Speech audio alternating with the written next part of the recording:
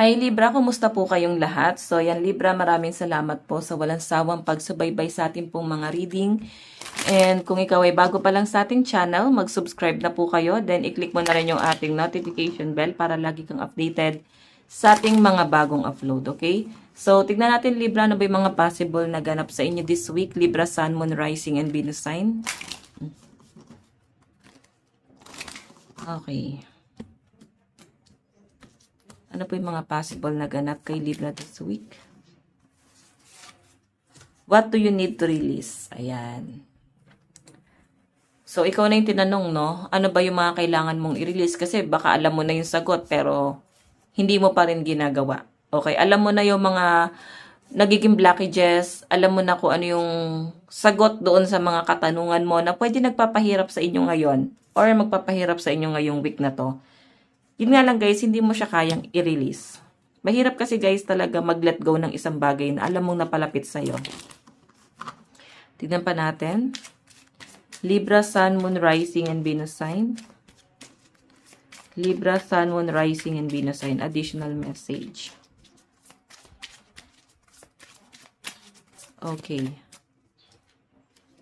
Meron tayong Five of Cups. So, Libra, yung nakikita ko kasi rito, ang dami mong regret. Ayan, no? Nalulungkot din yung iba sa inyo kasi parang hindi nagiging consistent yung flow, no? Hindi nagiging consistent yung pasok ng pera or parang yung mga nangyayari sa buhay nyo, no? Siguro iba sa inyo, hindi kayo sanay dun sa mga nakasanayan nyo, hindi siya naging consistent, no? Like yung mga everyday routine mo, dapat walang nababago. Kasi maninibago ka eh. At parang hanap-hanapin mo. Pwede kasi siya guys magdulot sa inyo ng parang kalungkutan. Pagka may nabago doon sa everyday routine mo. Okay, so yan. Pwedeng makafeel ka ng frustration sa mga susunod na araw. Sa pinapakita sa akin dito, Libra, no? Ayan, no? Nalulungkot ka kasi pwede na itong mga nakaraang araw, masaya ka na eh. Naging tuloy-tuloy na yung flow. Naging maayos na yung buhay mo. Nasolusyonan mo na yung mga problema, nabayaran mo na yung mga bills. Pero parang may nafe-feel ka pa rin na lungkot. Isa na nga dito guys, nagkakaroon ka ng regret. Nalulungkot kayo kasi pwedeng hindi kayo naka-attend doon sa gusto nyong puntahan. Hindi kayo nakasama doon. Or nalulungkot kayo kasi pwedeng magsisimula na naman kayo sa level 1. Okay, tignan pa natin.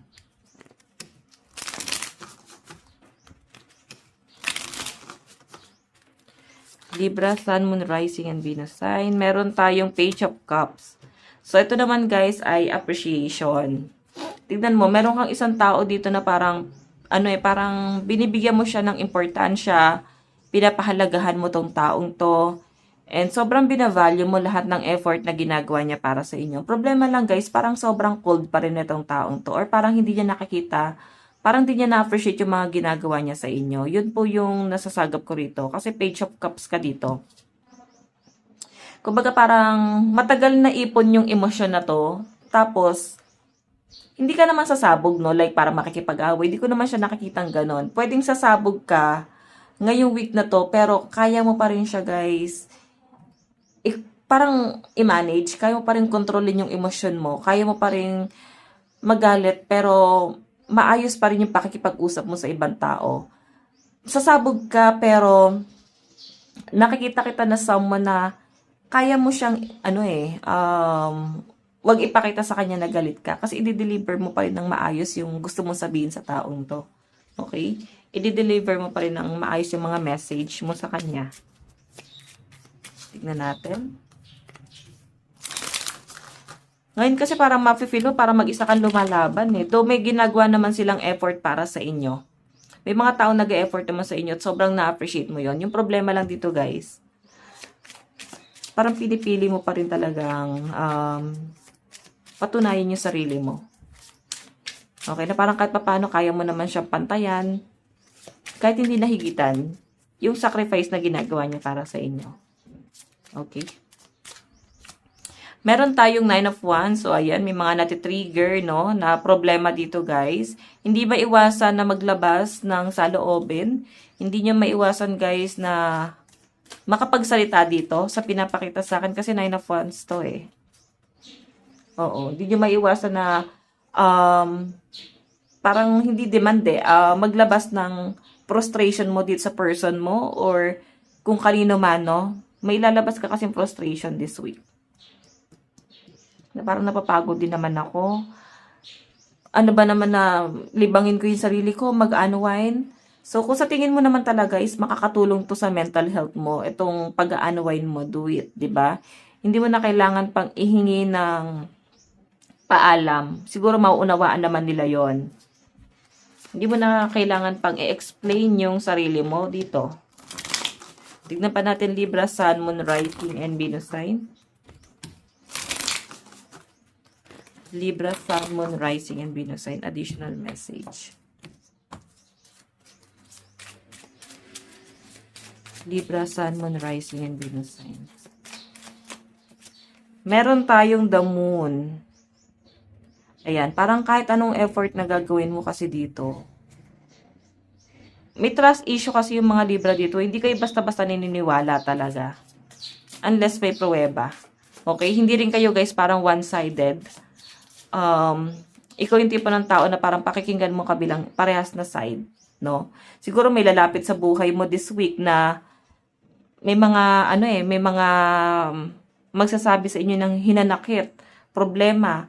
Pero ikaw, sobrang balance kang tao. Magbibigay ka ng advice, pero tatanungin mo pa rin kung bakit humantong doon. Okay? Since the moon yung energy mo dito. Hindi ka basta-basta magtitiwala. Hindi ka basta-basta mabibilog na tong taong to. Kasi nga balance ka eh. Libra, mga balance yan guys. Tignan pa natin. Meron tayong Page of Pentacles. Ayan, maganda na yung flow ng pera. Paunti-unti guys, nakakabangon na yung mga Libra.